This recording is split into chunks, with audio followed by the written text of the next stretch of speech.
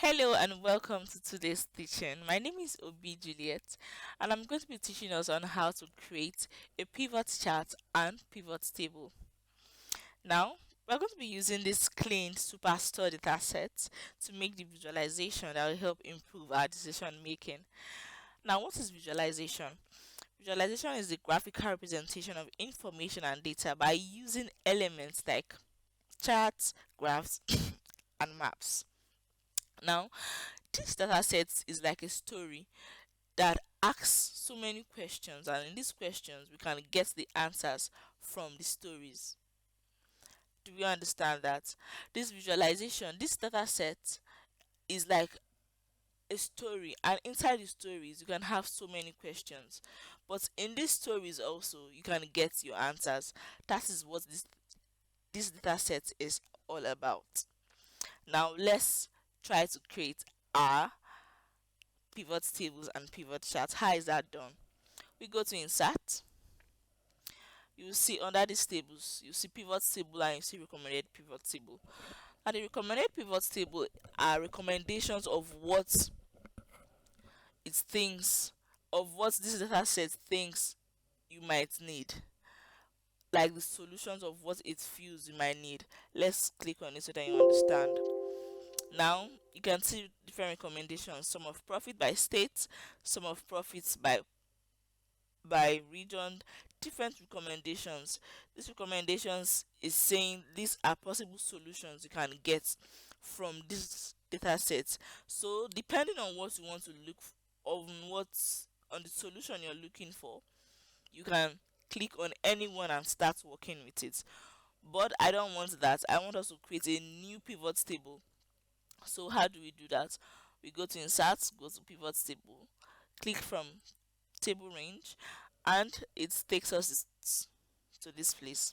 We get new worksheet and existing worksheet. The new worksheet tells us that we want this pivot table to be in a different worksheet, while existing worksheet says the pivot table should be created in this worksheet, and we don't want that. We want it to be in new worksheet, so we'll leave it there and click on OK. Now we're in a new worksheet. Now we want to create a pivot table. If you look at this place, you will see different stuff here. These are the rows in your data set. Let's check again. You see row ID, order date. The That is what is found in this place. So all of your rows is what is found here. I would explain this as we do the practical so that you understand more. So now, what did this we wanted to look for? We want to know the top three customer names that purchased our product in terms of quantity. So that means we're looking for customer name. We click on customer name. It automatically went to rows and it was automatically populated here. Now, if we don't want this to be in rows, we'll move it to columns. You see, it has been populated in columns. So these rows and columns is based on your preference. How do you want your data set to look like? So I want it to be in rows, so I bring it back. Now, the other question is, the other thing we need is the quantity that these customers bought. So we look for quantity and we click on it. Now you can see it automatically went to values. Now these values talks about mostly numbers. It talks about calculations of numbers.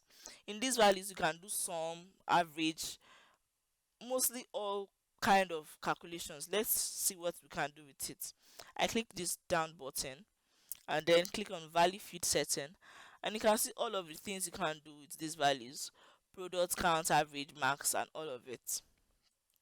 So now it's give us populations of all of the quantities that have been bought by all of our customers. But that is not what we are looking for. We are looking for the top three customers so that we can gift them Valentine gift. Alright, so how do we do that? You see this job down here, you click on it. Now we go to value filters. Remember I said value contains numbers. So we go to top 10. You click, and here what we need is not top 10, we need three, top three. So we click on write three. Now in this place you can also do bottom three, you can also do top three, but we're actually doing just top three. And then you okay it, and here it is, we have our first pivot table. Now to create a pivot chart, you go to insert, and under this chart table we have recommended charts and we have pivot charts. Now we can use recommended chart or pivot chart, but let's go to pivot chart. Now we have different templates of the charts with different kind of charts to use. You can use column, line, pie, bar, anyone you want to use. So let's decide to use column. Now in this column you see there are different kinds of preference. It depends on what you want. Let's choose this and we okay it. And voila, we have our first pivot chart. So this is how to create a pivot chart and a pivot table. Simple, right?